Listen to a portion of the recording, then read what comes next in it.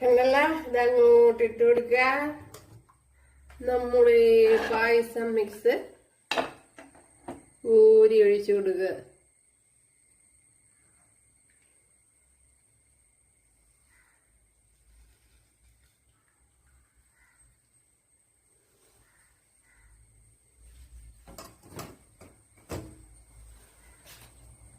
അപ്പോൾ കൂട്ടുകാരെ, അപ്പോൾ ഇന്നിങ്ങനൊരു സ്വീറ്റാണ് തയ്യാറാക്കുന്നത്. അപ്പോൾ ഈ ഓണത്തിന് നിങ്ങൾക്ക് തയ്യാറാക്കാൻ പറ്റിയ ഒരു സ്വീറ്റാണ്, അതായത് പാലട പായസം.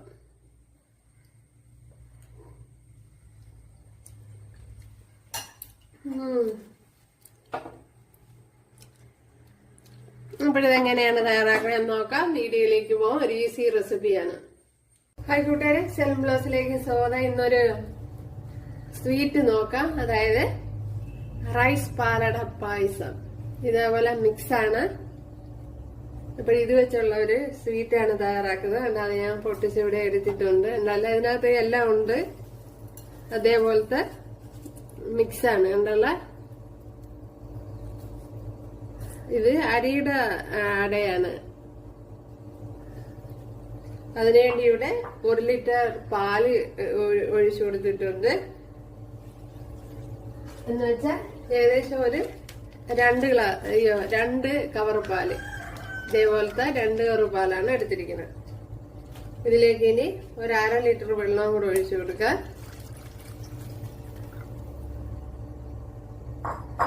ഇനി ഇത് നല്ലപോലെ ഒന്ന് തിളയ്ക്കണം.